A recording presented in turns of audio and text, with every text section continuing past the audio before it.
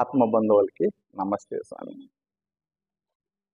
ఒకసారి సీతమ్మ తల్లికి హనుమాను పిలిచి తన బిడ్డగా భావించి సొంతంగా వంట చేసి భోజనం పెట్టాలనేటువంటి కోరిక కలిగిందంట. ఆ తల్లి శ్రీరామ ప్రభువుని అడుగుతుందంట, స్వామి హనుమాను పిలిచి ఒక పూట నేను భోజనం పెడదాం అనుకున్నాను, తృప్తిగాను అని అన్నదంట. శ్రీరామచంద్ర ప్రభువు అడ్డం చెప్పకూడదు కదా సీతమ్మ తల్లి కనుకొని, పిలువు నీకే తెలుస్తుంది, నేను చెప్తే బాగుండదు అని అంటాడంట. సీతమ్మ తల్లి అలా ఒక్కసారిగా చూసి ఏందబ్బా ఇలా అంటున్నాడు ఇతను అనుకొని కాముగా అయిపోయేసి ఒకసారి హనుమాని పిలిపిస్తాదంట. నాయన నేను స్వయంగా వంట చేసి నీకు పెడతాను, తృప్తిగా భోంచేద్దు రాయన అని పిలుస్తాదంట. అప్పుడు హనుమానికి ప్రభురు చేయగానే హనుమ వస్తాడంట. సీతమ్మ తల్లి సొంత చేతులతో వండిన వంటని కూర్చోబెట్టి కొసిరి వడ్డించడం మొదలు పెడతాడు హనుమంతాకి. హనుమంత పాపము తల వంచి పైకి లేపకుండా తినడం మొదలు పెడతాడంట. ఆ తల్లి పెట్టిందంట ఆ వడ్డిస్తూనే ఉన్నది, హనుమ కళ్ళు పైకి ఎత్తకుండానే తింటూనే ఉన్నాడు.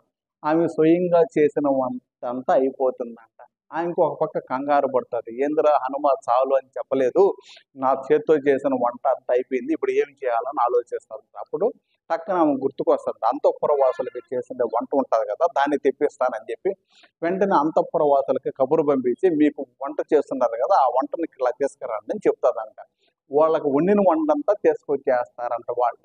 అది కూడా వడ్డిస్తుందంట. అది కూడా తల ఎత్తకుండా హనుమ తింటూనే ఉంటాడంట పాపం. అది కూడా అయిపోతుంది. అప్పుడు అనుమానం వస్తుందంట, ఇంత భోజనం తింటున్నాడు కదా, ప్రతిరోజు ఇతను ఏమి తింటున్నాడోనో అని అనుమానం వచ్చి అప్పుడు హనుమాన్ అడగ, నాయన ఇంత ఆకలి కొని ఉన్నావు కదా నువ్వు, ప్రతిరోజు నువ్వు ఏమి తింటున్నావు అని అడుగుతాడు.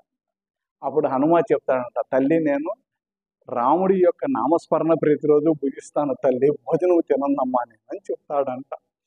అప్పుడు సీతమ్మ తల్లికి అనుమానం వస్తుందంట, రాముడి యొక్క నామస్మరణ తినేది పరమశివుడు కదా అని అనుమానం వచ్చి కళ్ళు మూసుకొని ప్రార్థన చేస్తుందంట హనుమాలో ఉన్నటువంటి ఆత్మస్వరూపంకి. అప్పుడు అతనిలో పరమశివుడు దర్శనం ఇస్తాడంట ఆ తల్లికి.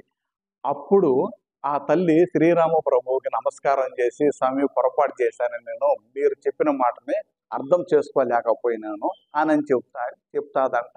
అప్పుడు శ్రీరామ ప్రభువు చెప్తాడంట, తల్లి ఒక ముద్దని రాముడి యొక్క నామస్మరణ చేసి వడ్డించు అని అంటాడంట. అప్పుడు సీతమ్మ తల్లి శ్రీరాముడి యొక్క నామస్మరణ చెబుతూ ఒక ముద్ద తీసుకెళ్ళి హనుమ వడ్డిస్తుందంట. హనుమ దానిని భక్తితో కళ్ళగద్దుకొని అది ఆహారంగా స్వీకరించి అన్నదాత సుఖీభవ అనేసి ఆ తల్లిని ఆశీర్వదించి అక్కడి నుంచి లేస్తాడంట. అప్పుడు ఆ తల్లి హనుమాలో ఉన్నటువంటి పరమశివుడికి నమస్కరించి ప్రార్థన చేస్తాడంట, నీ దర్శన భాగ్యం కలిగినందుకు ధన్యవాదాలని. అప్పుడు శ్రీరామ ప్రభు కాడికి వెళ్ళి చెప్తాదంట, స్వామి హనుమాని నేను ఈ రోజుకి అర్థం చేసుకోగలిగినాను. అదేవిధంగా మనం కూడా ఏదైనా కానీ అర్థం చేసుకునేటప్పుడు కొంత సమయం పడుతుంది.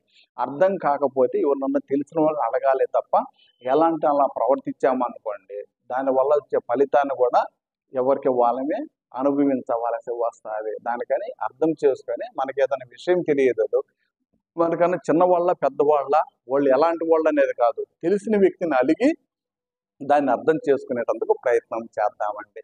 ధన్యవాదాలు. ఓం శ్రీ రామచంద్ర పరబ్రహ్మణే నమః.